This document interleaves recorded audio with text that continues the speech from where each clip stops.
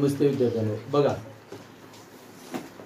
यापूर्वी आपण शेकडा नफा तोटा म्हणण्यापेक्षा नफा तोटा या प्रकरणातील काही उदाहरणं आणि पायाभूत माहिती सूत्र पाहिलेली आहेत. फक्त 4 सूत्राचा वापर, जास्त सूत्राचा वापर न करता आपण सर्व उदाहरणं सोडवू शकतो. ती 4 सूत्र मात्र लक्षात ठेवा. आणि आता बघा, आज आपण शेकडा नफा उदाहरणामध्ये दिलेला असतो आणि त्यावेळी आपल्याला खरेदीची किंमत आणि विक्रीची किंमत काढावी लागते. शेकडा नफा दिल्यानंतर मग सूत्राचा वापर करून येईल, पण सूत्राचा वापर अजिबात करायचा नाही. जेव्हा सूत्राचा वापर तेव्हाच करा जेव्हा शेकडा नफा काढायचा आहे, शेकडा तोटा काढायचा आहे. पण शेकडा नफा आणि शेकडा तोटा जर दिला असेल तर त्या सूत्राचा वापर न करता सरळ कसं सोडवायचं पहा. दिलेली माहिती अगोदर लिहून घ्या. काय काय दिले आपल्याला बघा. एक वस्तू 200 रुपयास खरेदी करून, म्हणजे आपल्याला खरेदी किंमत माहित आहे. खरेदी काय दिलेली आहे आपल्याला 200 रुपये. माझ्या बरोबरच लिहायचं, मागं राहायचं नाही. कोणाची काय अडचण, खरेदी किंमत समजली. गणित वाचतच आपल्याला ते काय दिलंय ते पहा. करून 12% नफ्याने विकली. किती टक्के नफ्याने विकली? मग हे 12% काय आहे? शेकडा नफा आहे. नुसता नफा नाही बरं का. आता नुसता नफा वेगळा आणि शेकडा नफा वेगळा. मग शेकडा नफा म्हणजे शेण दिलंय, खायचं नाही. शेकडा नफा म्हणजे किती दिलेला आहे? शेकडा नफा असं लिहिल्यावर 12च लिहायचं नुसतं. किंवा तुम्ही हेच कसं लिहू शकता, नफा बरोबर 12%. दोन्हीपैकी काहीतरी एक लिहू शकता. शेकडा नफा लिहिलं की टक्के लिहायचं नाही आणि नफा लिहून टक्केचं चिन्ह. हे दोन्हीचा अर्थ एकच. आणि काढायचे काय तर त्या वस्तूची विक्री किंमत. मग विक्री बरोबर काय लिहूयात? प्रश्न चिन्ह. हे गणित आपल्याला समजलं. आता आपल्याला याच्यामध्ये खरेदी किंमत, शेकडा नफा दिलेला आहे आणि विक्री किंमत काढायची आहे. आता बघा, तुम्हाला जर नेहमी शेकडा नफा किंवा शेकडा तोटा दिलेला असेल, बघा हे महत्वाचं सांगतोय मी. शेकडा नफा आणि शेकडा तोटा दिला असेल तर तुम्ही पहिलं काम लिहायचं खरेदी आणि डॅश करून विक्री. वजा नाही बरं का, हे वजा म्हणचाल नाही तर खरेदी विक्री. काय लिहिणार तुम्ही? शेकडा नफा तोटा दिल्यानंतर खरेदी विक्री. काय लिहिणार? खरेदी विक्री लिहिणारच. मग तुम्हाला विक्री काढायला सांगू अथवा खरेदीची किंमत काढायला सांगू. आता शेकडा नफ्याचा अर्थ काय होतो माहित आहे का? मी जर 100 रुपयाला वस्तू आणली तर किती रुपयाला विकेल? शेकडा 12 आता इथे दिलेला आहे नफा. याचा अर्थच काय होतो? 100 रुपयाला 12 रुपये नफा. 100 रुपयाला 12 रुपये. शेकडा 5 याचा अर्थ काय होतो? 100 रुपयाला 5 रुपये नफा. शेकडा 10 याचा अर्थ काय होतो? 100 रुपयाला 10 रुपये नफा. म्हणजे काय, जर मी 5% नफा असं म्हटलं तुम्हाला, तर मी 100 रुपयाला आणलेली वस्तू किती रुपयाला विकतो? 105 ला विकतो. तेव्हाच मला 5 रुपये नफा होईल की नाही? लक्षात येईल का नाही? म्हणजे या शेकडा नफ्यावरून आपल्याला खरेदी विक्री आधी लिहायचं. काय खरेदी आहे ते नाही, या शेकडा नफ्यावरून. याचा अर्थ काय? मी जर एखादी वस्तू 100 रुपयाला खरेदी केली तर मी कितीला विकतोय? 112 ला विकतो. 10% नफा असलं की 110 ला विकतो. लक्षात येते का नाही? कुणाला बघा, सगळ्यांना समजलंय का? बघा, शेकडा नफा म्हणल्यावर काय, जेवढा टक्के नफा असेल तेवढा 100 मध्ये मिळून विक्री किंमत होते. मग काय होईल? 112. इथपर्यंत सगळ्यांना समजलं का? बघा, हे खरेदी विक्री पहिल्यांदा लिहायचंच. त्याच्यानंतर खरेदीच्या खाली नेहमी 100च लिहायचं. काय लिहायचं? कारण 100 रुपयाला शेकडामध्ये नफा किंवा तोटा होत असतो. आता बघा, मग 112 आलं. आता काय करणार आपण? आता प्रत्यक्षात उदाहरणात काय कोणती किंमत दिली बघूया. उदाहरणात कोणती दिलेली आहे 200, पण कोणती किंमत आहे ती ते खरेदीच्या खाली लिहायचं. खरेदीच्या खाली 200 लिहायचं. जर विक्री दिली असेल तर कुठे लिहिणार तुम्ही विक्रीच्या खाली. आणि इथं मात्र प्रश्नचिन्ह द्यायचं. काय अडचण कोणाची समजलाय का बघा. आणखी एखाद्या उदाहरणानं आणखी समजेल, पण तरी पण पहिलंच उदाहरण समजलं पाहिजे. आता बघा, आता काय कशाच्या खाली प्रश्नचिन्ह आहे. मग विक्री काढायची. मग आपल्याला लिहायचं विक्री बरोबर. विक्री बरोबर कसं लिहिणार. विक्री बरोबर तिरकस कोणत्या दोन संख्या आहेत त्या अंशस्थानी घ्यायच्या. कोणत्या आहेत 112 गुणिले 200. आणि एकटी जी संख्या आहे का एकटी ती छेदस्थानी घ्यायची भागिले किती भागिले 100. बरोबर. हा बघा बरं काय होईल ईश्वरी. खालचे 2 वरचे 2 शून्य कटले. आता खाली काहीच नाही की राहिलं. मग वरच्यावर ज्यांचा गुणाकार वर 112 दोन्ही काय होईल 224 रुपये. ही काय किंमत आली त्याची विक्री. आणि पर्यायामध्ये आपल्याला जिथं 224 असेल ते आपलं उत्तर असेल. काय अडचण आहे का बघा बरं गणितामध्ये थोडं काय अडचण आहे का बघा. आणखी एकदा सांगतो म्हणजे दुसरं गणित आपल्याला नीट सोडवता येईल. आणखी दुसऱ्या गणिताला मला बोलावं लागेल तुम्ही. हे बघा, जेव्हा आपल्याला शेकडा नफा शेकडा तोटा पण असू द्या. तोटा तर काय करायचं ते सांगतो. शेकडा नफा जेव्हा दिलेला असेल आणि आपल्याला कधी विक्री काढायला सांगतील कधी खरेदी काय पण सांगू. आपलं पहिलं काम खरेदी विक्री लिहिणं. खरेदीच्या खाली 100च लिहिणं. नफा झालाय म्हणून 100 मध्ये मिळवायचं. जर समजा शेकडा तोटा जर झाला तर 100 मधून कमी करायचं. हे पण लक्षात घ्या. तोटा झाल्यावर कमीलाच विकणार ना आपण. लक्षात येतंय का नाही. नफा झाल्यावर जसं मिळवलं तसं तोटा झाल्यावर काय करणार आपण वजा करणार. आता बघा आपण इथं नफा झालाय म्हणून 100 मध्ये मी विचार करायचा 100 रुपयाची वस्तू आपण 112 ला विकणार आहे. मग 112 लिहिलं बरोबर. आणि आपल्याला कोणती किंमत दिलेली आहे खरेदी. खरेदीच्या खाली लिहायची. जर विक्री दिली तर विक्रीच्या खाली लिहिणार. आणि बघा विक्री काढायची म्हणून विक्री बरोबर ज्या दोन तिरकस संख्या दिसतात त्या अंशस्थानी लिहा. 112 गुणिले 200. कोण कोण म्हणेल सर मी 200 गुणिले 112 लिहिलं तर काय फरक पडत नाही एकच आहे ते. आणि छेदस्थानी एक राहिलेली संख्या आला लक्षात.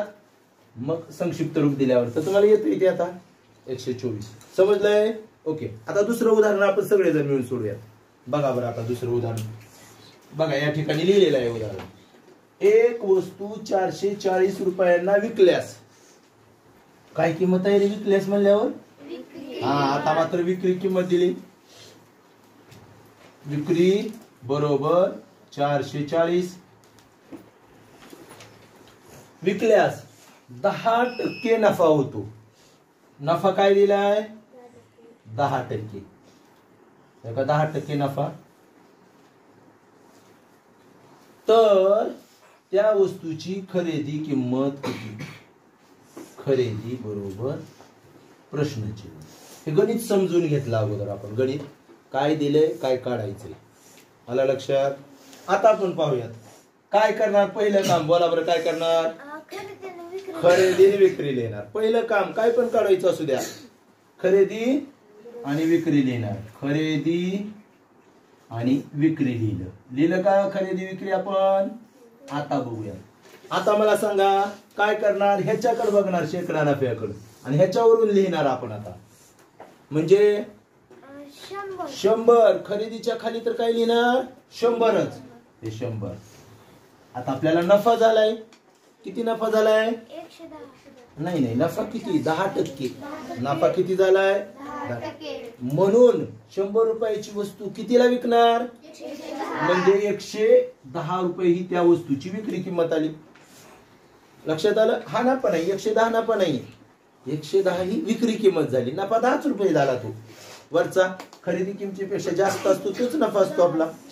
आता बघा तर आपल्याला आता कोणती किंमत दिलेली आहे. मग मी आता कुठं लिहिणार हे बघा. विक्रीच्या खाली 440 लिहिलं का 440. मग आता खरेदीच्या खाली काय लिहावं लागेल प्रश्नचिन्ह. ओके. मग आपल्याला ते सोडवायचंय बरोबर. चला आता सोडूयात. याला त्रैराशिक पद्धत म्हणतात बरं का. हा, त्रैराशिक पद्धतीने सोडवणे. आता बघा याच्यात काय लिहू मी इथं सुरुवातीला? काय कशाचं काढायला लागलो? मग खरेदी कुणी लिहायचं? खरेदी बरोबर. आणि आता तिरकस कोणता आहे? आता इथं आहे बघा, इकडं आहे का? मग काय लिहिणार? 100 गुणिले 440 छेद 110. काय अडचण नाही. आता काय करूयात? बरोबर, कुठलं पण इकडचंच काटूयात. उगा सोपं जाऊ, असं काही नाही बरं का. इकडचं काटलं ते उत्तर चुकत नाही, काही अडचण नाही. हा, पण आता 11 भाग जातो बघा. 11 एक 11 चोक 44. आणि आता गुणाकार कशा कशाचा करणार? मग 100 आणि 4 काय येईल? 400 रुपये. ही कसली किंमत आली? कसली किंमत आली? काढली की नाही? खरेदी किंमत पण विक्री किंमत पण. लक्षात आलं का? कसं सोडवायचं? काय अवघड आहे का याच्यामध्ये? काही सुद्धा अवघड नाही. मी जर असं विचारलं तर नफा किती झाला रे या व्यवहारात? खालच्या दुसऱ्या उदाहरणात नफा किती झाला? 40 रुपये नफा झालाय. 40 नाही का? 400 ची वस्तू 440 ला विकली, नफा झालाय. पण शेकडा नफा काय? 10. एकूण नफा काय? 40 रुपये. खरेदी किंमत काय? 400 रुपये. विक्री किंमत किती आहे? 440. याच्यावर सुद्धा तुम्हाला एकूण नफा किती झाला कळेल. खरेदी 400 आहे आणि विक्री 440 आहे. किती रुपये जास्त ला विकले? मग 40 नफा झालाय. आलं लक्षात? समजलं हे? चला बघा, आपण शेकडा नफा दिला असता खरेदी आणि विक्रीचं एक एक उदाहरण पाहिलं. आता शेकडा तोटा दिल्यानंतर आपण एक एक उदाहरण पाहूया. का शेकडा तोटा दिला असता खरेदी व विक्री काढणे. आता एक उदाहरण लिहिले या ठिकाणी. एक वस्तू 10% तोट्याने 720 रुपयाला विकली, तर त्या वस्तूची खरेदी किंमत काढा. आता सुरुवातीला काय दिलेलं आहे? पहिले 10% तोटा दिलेला आहे आपल्याला, बरोबर. मग मी लिहिणार तोटा बरोबर 10% दिलेली माहिती, बरोबर. आणखी काय माहिती दिली? 720 रुपयाला विकली म्हणजे विक्री किंमत. विकली म्हणजे विक्री बरोबर काय लिहूयात? 720 रुपये. एकक लिहायला विसरायचं नाही, रुपये. आणि काय काढायचंय? तर खरेदी किंमत. म्हणून लिहायचं खरेदी बरोबर प्रश्नचिन्ह. आता सांगा बरं, माझं पहिलं काम काय असेल? खरेदी विक्री लिहिणे. बघा लगेच तुम्ही म्हणलात की लिहिलंच मी. खरेदी आणि विक्री. वजा नाही रे बाबांनो. खरेदी डॅश विक्री असा आहे ते, वजा नाही. वजा नाही बरं का. आता बघा, हा याच्यावरून आपण सुरुवातीला काय लिहिणार? खरेदीच्या खाली 100च. काय पण असू द्या, 100च. विक्रीच्या खाली काय लिहायचं? वेडे आहात. वेडे आहात. काय लिहायचं? 110. वेडे आहेत 90. बरोबर आहे. आता तोटा झाल्यावर जास्तला विकणार का तुम्ही? अरे शहाणे, तोटा झाल्यावर कमी न विकणार का नाही? 10% तोटा झाला याचा अर्थच काय होतो? की 100 रुपयाची वस्तू 10 रुपयानं कमीला विकली ना. नाही का लक्षात आलं? मग इथं काय लिहावं लागेल? 90. हे लक्षात घ्या. 710 720 काहीतरी काय. अरे बाबा नो, शेकडा तोटा दिलाय म्हणजे फक्त 100शी संबंध असतो त्याचा. 100 हे बघा, 100 रुपयाची वस्तू 10% तोट्याने विकली याचा अर्थ होतो मी 100 रुपयाला जी वस्तू आणली का, ती वस्तू विकल्यावर मला 10 रुपये कमी मिळाले. तोटा झाला म्हणजे 90 मिळाले ना. मी 90 ला विकली ती. तरच्या पुढे काय दिले आपल्याला? कोणती किंमत दिली? मग आता कुठे लिहू मी? किती आहे विक्रीच्या खाली? 720 रुपये आहे. आणि खरेदीच्या खाली प्रश्नचिन्ह. बघा, नीट समजून घ्या. फार सोपं आहे, एकदा समजलं की काहीच अडचण नाही. पुन्हा तोंडी उदाहरण करतात तुम्ही हे असे, पण प्रॅक्टिस पाहिजे, सराव पाहिजे. आता बघूयात आपण काय लिहू इकडं. मी सुरुवातीला हा काढायचे त्या अगोदर लिहित चला की. प्रश्नचिन्ह ज्याच्या खाली आहे खरेदी. बरोबर. आता सांगा कसं लिहिणार. कुठं आहे दोन्हीकडे संख्या तिरकस. 100 गुणिले 720 भागिले 90. चला भाग घालूयात. शून्याला शून्य, कुठले पण शून्य कटवू शकतात तुम्ही, पण इकडे कटूयात. हा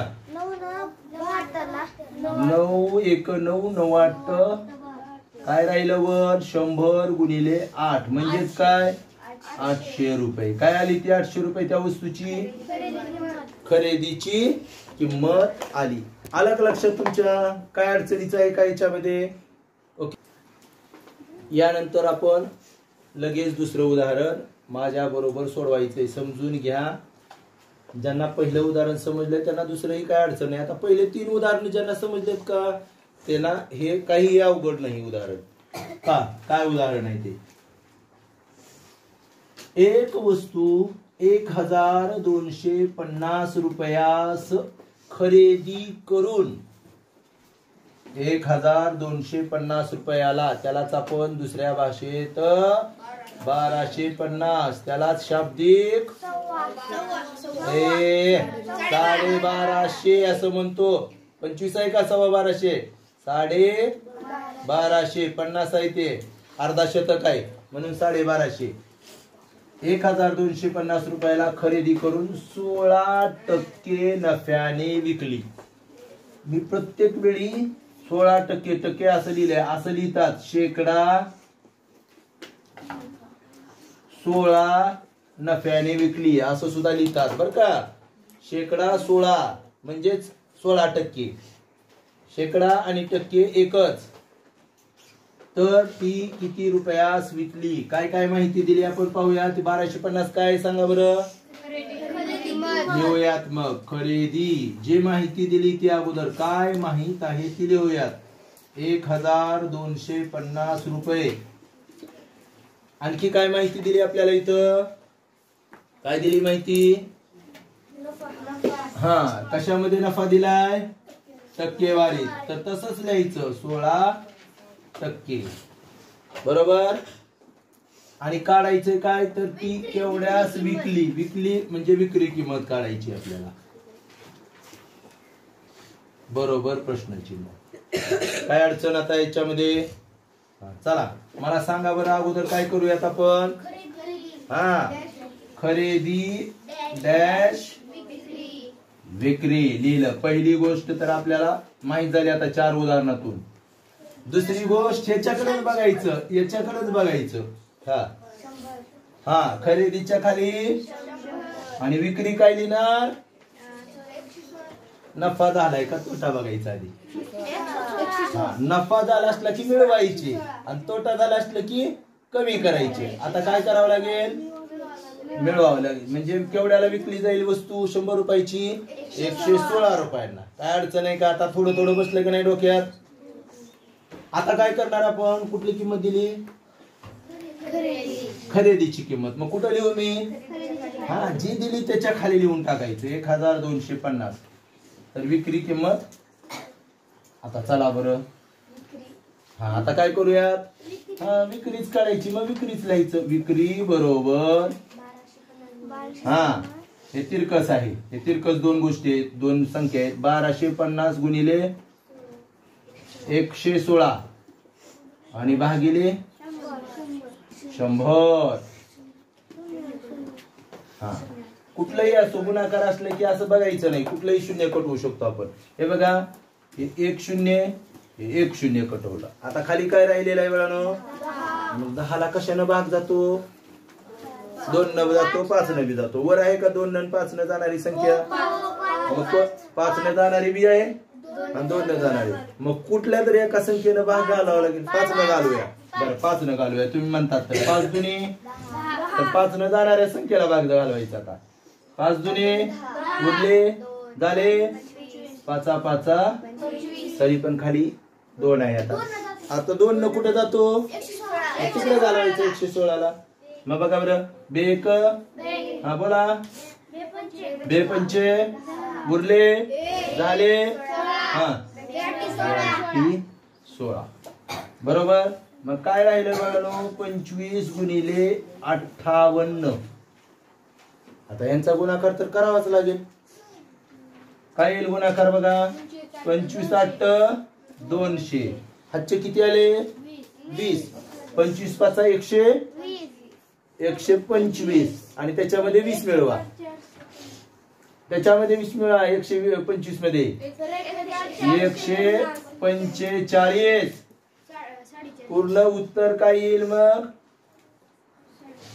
विक्री किंमत काय आली 1450 1450 ही विक्री किंमत आलेली आहे आता तुम्हाला काही गोष्टी लक्षात आल्या असतील त्या ह्या चारही उदाहरणावरून शेकडा नफा देऊ द्या अथवा शेकडा तोटा देऊ द्या आपण खरेदी दिली तर विक्री काढू शकतो विक्री दिली तर खरेदी काढू शकतो लक्षात काय ठेवायचं शेकडा नफा दिला की विक्री किंमत जास्त असणार आहे नफा दिला की विक्री किंमत जास्त आहे आणि तोटा दिला की विक्री किंमत कमी असणार आहे कितीनं कमी असणार आहे जेवढा शेकडा तोटा दिला असेल शेकडा 10 म्हटलं की 10 न कमी असणार लक्षात येतंय त्याच पद्धतीनं आणखी एक गोष्ट मी तुम्हाला सांगितलेली नाही ती एक गोष्ट लक्षात घ्या की आता कसं होतं माहिती का डायरेक्टली खरेदी किंमत कधी कधी देत नाही डायरेक्टली खरेदी किंमत कधी कधी दिली जात नाही तर ही पण गोष्ट महत्वाची आहे आपल्याला काय करावं लागतं माहितीये का कधी कधी समजा तुम्ही एखादी वस्तू आणता बोलू नका लक्षात घ्या समजा तुम्ही एखादी वस्तू आणता बिसे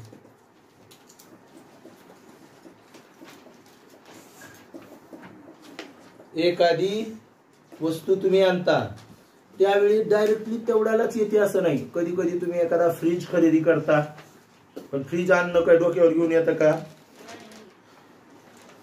चला चला मी फ्रीज आणलाय बघा बघा आणताच येत नसतं ना ती अशा वस्तू असतात की त्याला आपल्याला वाहतुकीचा खर्च करावा लागतो वाहतुकीचा खर्च समजा तुम्ही एखादा फ्रीज घेतला तुम्ही फ्रीज घेतलाय समजा 20,000चा आणि आणण्यासाठी वाहनानं 200 रुपये घेतले वाहतूक खर्च झाला की नाही तो बघा वाहतूक खर्च बाळांनो वाहतूक खर्च म्हणजे घेतलेल्या ठिकाणापासून आपल्या घरापर्यंत आणण्यासाठी आलेला खर्च म्हणजे वाहतूक खर्च मग मी टीव्ही कितीला फ्रीज कितीला घेतला म्हणलं तुम्हाला फ्रीज म्हणलं 20,000 रुपयाला घेतला जर त्या ह्याच्या हर्षवर्धनच्या दुकानात गेल्यावर काय कमी करेल तुम्हाला समजा आहे का नाही करेल का नाही पप्पाला विचार आपल्या हातात आहे हा तर 20,000चा फ्रीज घेतला पण तो आपल्याला काय असं आणता येईल का त्याच्यासाठी काहीतरी वाहन करावं लागेल मग त्या वाहनाने समजा आपल्याला 200 रुपये घेतले 200 रुपये घेतले फ्रीजची बघा आणखी काय असतं याच्यामध्ये हमाली पण असते हमाली म्हणजे काय असतं सांगतो तुम्हाला हा काही लोक असं काम करतात का नाही ते उचलून ठेवणं पोती उचलायचं आडतीवर तुम्ही जात असाल तर आडतीवरती पोती उचलायला ते उचलून खाली ठेवायला वर ठेवायला पैसे घेतात काही ना काही त्याला म्हणायचं हमाली काय म्हणायचं हमाली समजा फ्रीज वर उचलून ठेवायला आणि घरात आणायला 100 रुपये हमाली घेतली किती रुपये 100 रुपये हमाली घेतली तर आपल्याला फ्रीजची खरेदी किंमत 20,000 धरून चालणार नाही वाहतुकीचा खर्च पण त्यामध्ये ऍड करावा लागेल हमाली पण त्यामध्ये ऍड करावी लागेल बरोबर. म्हणजे यावेळी मात्र खरेदी किंमत काय असेल फ्रीजची, एक तर ते 20,000 फ्रीजला दिलेले दुकानदाराला, अधिक आपल्याला वाहतूक करायला आलेला खर्च 200 रुपये, अधिक आपल्याला ते उतरण्याचा चढण्याचा हमाली खर्च 100, आणि एकूण काय झालं 20,300 रुपये ही खरेदी किंमत झाली. हे लक्षात घ्या बरं का. खरेदी किंमत 20,000 नाही राहणार त्यावेळेला, कारण उदाहरण पुन्हा चुकाल तुम्ही. खरेदी किंमत 20,000लाच फ्रीज घेतलाय की तसं नाही. तो आपल्याला आपल्या खिशातूनच पैसे गेले की नाही. 20,000 दुकानदाराला दिले, 200 रुपये त्या वाहनवाल्याला दिले, 100 रुपये त्या हमाली चढ उतार करणाऱ्या व्यक्तीला दिले. मग आपल्या खिशातूनच सगळे पैसे गेले की नाही. का वाहतूकवाला तो वाहनवाला म्हणेल नाही नाही तुम्ही फ्रीज आणलाय तुम्हाला 200 रुपये घ्या, असं होईल का कधीतरी. नाही, आपल्याकडूनच पैसे जाणार आहेत. आणि म्हणून हे असे जे खर्च असतात का आपल्या खिशातून जाणारे पैसे हे खरेदीमध्ये धरायचे. लक्षात आलं, समजलं. हे फार महत्वाचं आहे बरं का, लक्षात ठेवा. बेसिकची सगळी माहिती आपण पाहिल्यानंतर नफा तोटा या प्रकरणातील नमुना प्रश्न आपण पाहूयात. पहिला प्रश्न आहे, एका दुकानदाराने रुपये 10 डझनाच्या दराने 2 डझन चॉकलेट खरेदी केली. इथं चूक होऊ द्यायची नाही. काय चूक होते ते सांगतो. आणि नंतर जर त्याने रुपये 1 या दराने प्रत्येक चॉकलेट विकले तर त्याला किती नफा होईल असं विचारलेलं आहे. तर 10 डझनाच्या रुपये 10 डझनाच्या दराने याचा अर्थ एका वस्तूला 10 रुपये असं होत नाही.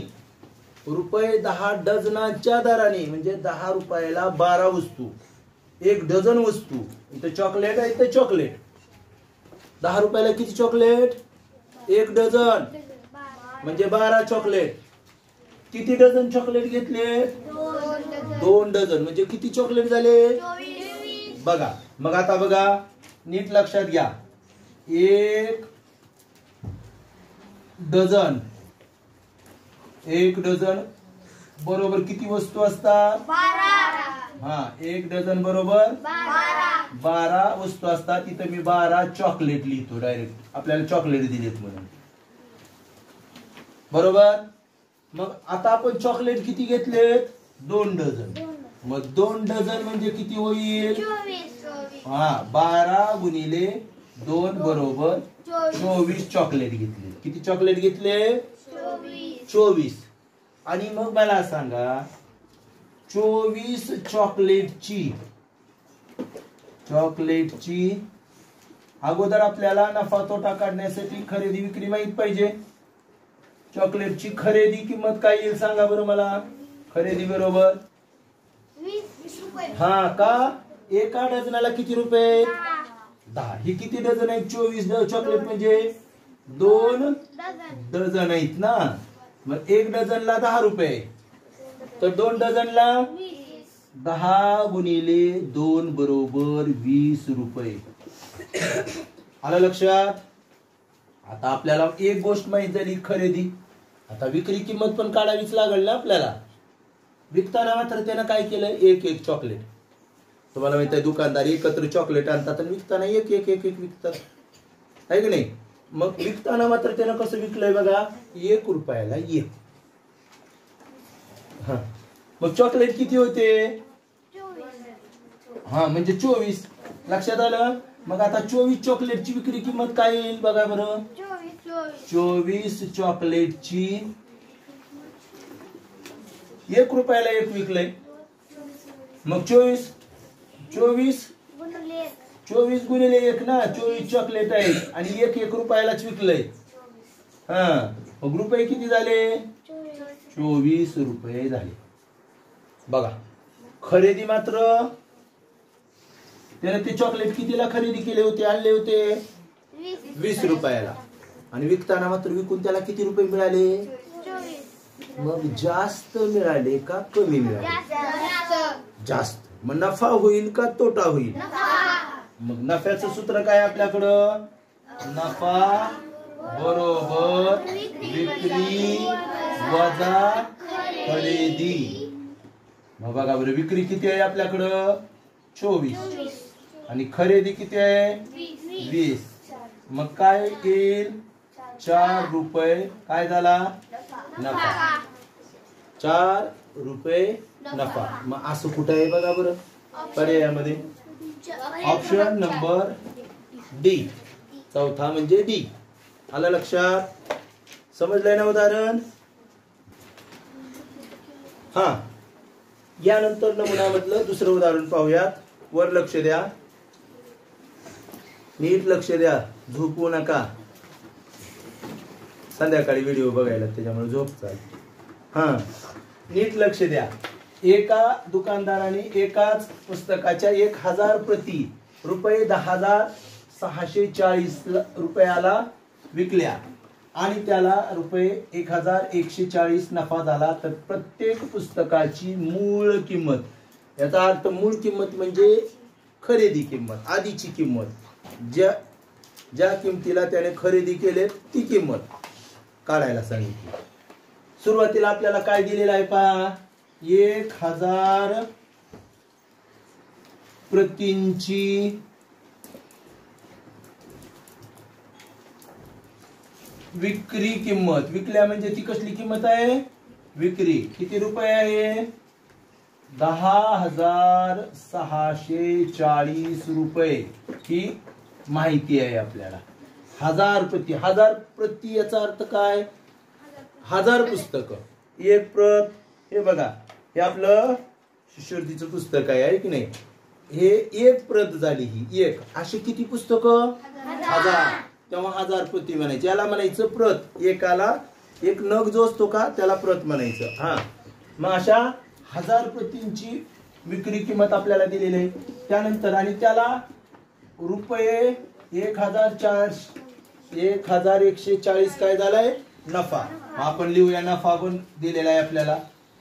1,140 रुपये काय झालेला आहे? नफा झालेला आहे. या दोन गोष्टी माहित आहेत आपल्याला. आपल्याला काय माहित आहे? विक्रीची किंमत माहित आहे, नफा माहित आहे. त्याच्यावर आपण काय काढणार? पहिल्यांदा काय काढणार? अगोदर काय काढणार? हा, 1000 पुस्तकांची कसली किंमत? खरेदी काढणार ना अगोदर. विक्री नफा आहे, खरेदी काढणार. विक्री तोटा बी असता तरी खरेदी काढली असती. जे नाही ते काढणार ना अगोदर. मग आपण म्हणून 1000 प्रतींची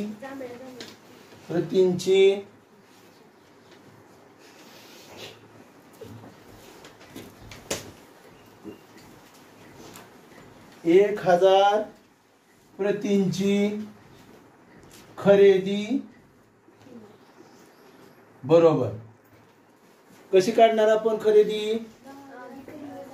तर बघा, नफा झालाय याचा अर्थ आपण काय करणार?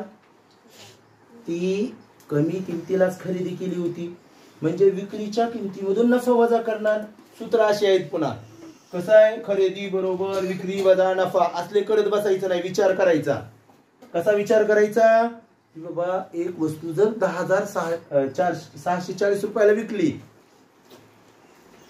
असता नफा झालाय म्हणजे ती कमी किमतीला घेतली होती. कमी किमतीला घेतली होती म्हणजे वजाबाकी करायची. मग डायरेक्टली करायचं 10,640 वजा 1,140. करूयात. मी आडवेच लिहिलेलं आहे, उभीच पुन्हा वजाबाकी करायला डबल लिहावा लागेल म्हणून. हा, काय येईल? 0 0 5 9 आणि 0. म्हणजे आपल्याला काय मिळाली? पण किती पुस्तकांची मिळाली? हा, 1000 पुस्तकांची. पण आपल्याला कुठे 1000 ची विचारली? असं म्हणलंय का? तर त्या पुस्तकांची खरेदी किंमत किती? नाही, तसं नाही म्हटलं. तर प्रत्येक पुस्तकाची म्हणलंय म्हणजे एका पुस्तकाची मग आपल्याला आलेल्या किमतीला काय करावं लागेल? भागिले 1000. 1000. का 1000 का बघायचं? हे 1000 पुस्तकांची किंमत आहे ना, एकाची काढायची. म्हणून लिहा, म्हणून प्रत्येक पुस्तकाची मूळ म्हणजेच खरेदी.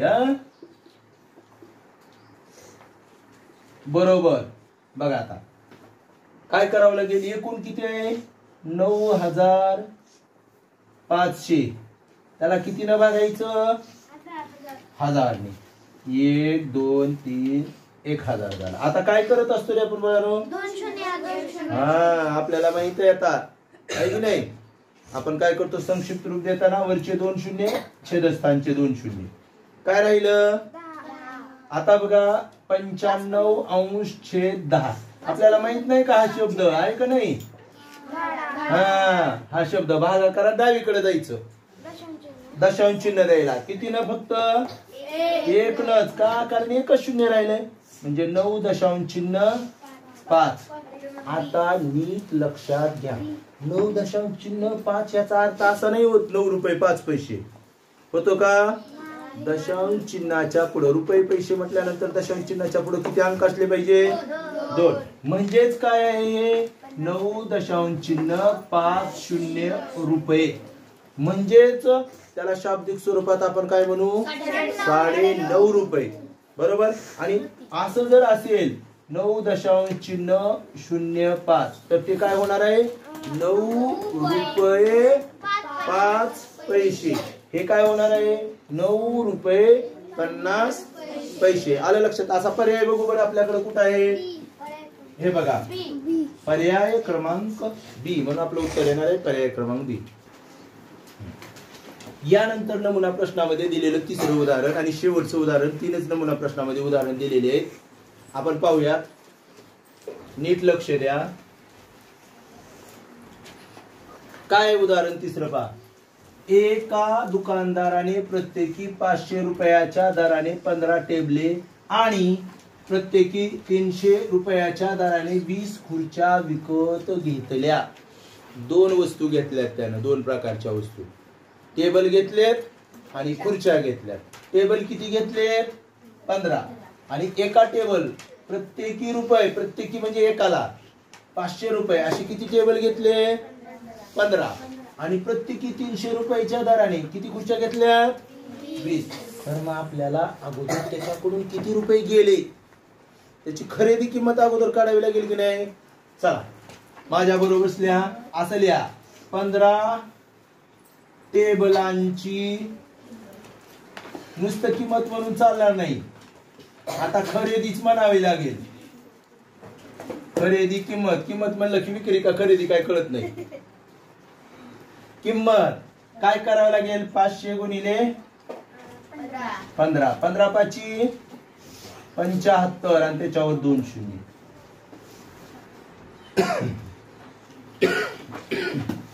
मग 15 टेबलांची खरेदी किंमत माहित झाली. आता 20 खुर्च्यांची सुद्धा आपल्याला खरेदी किंमत काढावी लागेल. 20 खुर्च्यांची खरेदी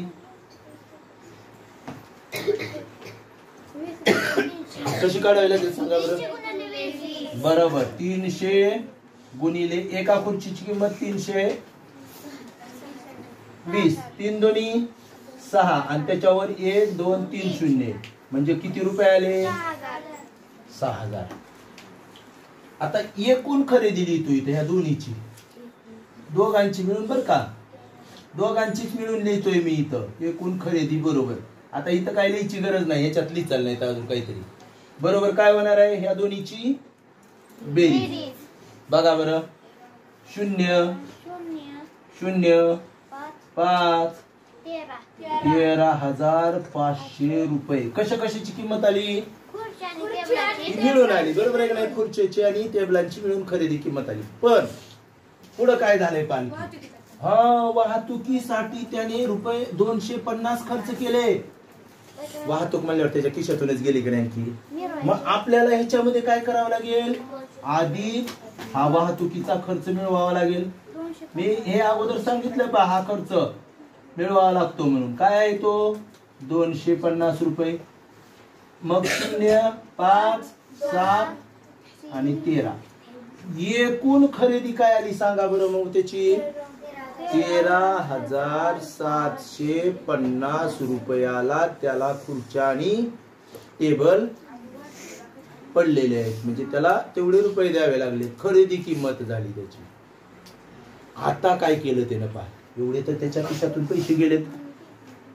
या व्यवहारामध्ये एक दुकानदार सोडा, आपणच दुकानदार समजायचं. आपल्याच खिशातून एवढे पैसे गेले, 13,750. मीच दुकानदार आहे समजा ना. मग माझ्याकडून ते खरेदी करताना 13,750 रुपये गेलेत. आता पुढं पाहूयात. त्याने ती टेबले व त्या खुर्च्या प्रत्येकी 390 रुपयाच्या सरसकट दराने विकल्या.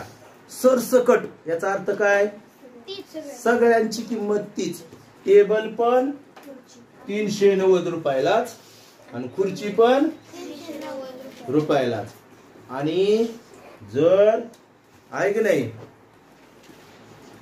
जर एखाद्याला माहित असेल टेबल 500ला आणलाय, ईश्वरी सारखी चतुर मुलगी असेल, तर सगळे टेबलच घेईल, खुर्च्या घेणारच नाही. त्यांनी 300ला खुर्च्या आणून 390ला विकायला लागले. टेबल 500ला आणून आपला फायदा करायचा म्हणजे असं मजेशीर म्हणलंय, आहे की नाही. पण त्याने विकताना मात्र कितीला आणलाय त्याचा विचार न करता सरसकट 390 रुपयाला विकल्या. मग एकूण वस्तू किती होत्या रे? टेबल किती होते बघा नो? 15. आणि खुर्च्या किती होत्या? 20.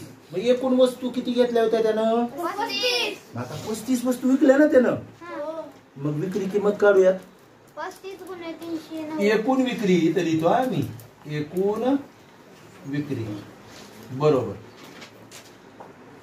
आता बघा, उभी मांडणी डायरेक्ट उभंच गुणाकारात करतो मी. पुन्हा उभं बाजूला लिहायचं हे काढण्यापेक्षा मग कसं करावं लागेल सांगा बरं? एकूण विक्री करताना 35 गुणिले 320. हा, मग मोठी संख्या घ्यायची. 390 गुणिले 35 बरोबर.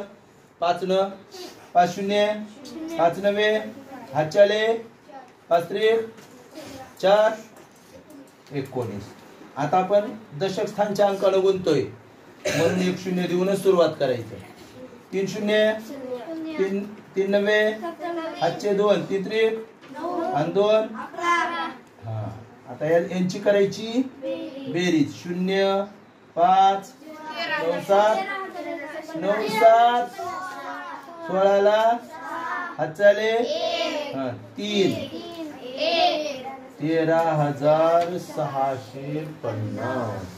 विक्री आहे 13,650 रुपये आणि खरेदी आहे 13,750 रुपये.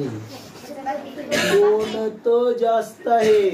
13,750. म्हणजे खरेदी जास्त आहे का विक्री जास्त आहे? मग नफा होईल का तोटा? हा, खरेदी जास्त म्हणजे नफ्याचे पर्याय कटले, तोटाच होणार आहे. आता तोटा कसा काढणार आपण? तोटा बरोबर आपल्याला सूत्र माहित आहे. आता सूत्र लिहित नाही बरं का मी, थोडस दिसणार नाही खाली म्हणून. तोटा बरोबर काय आहे सूत्र? बरोबर, खरेदी वजा विक्री. आपली खरेदी किती आहे? 13,750 वजा विक्री किती आहे आपली?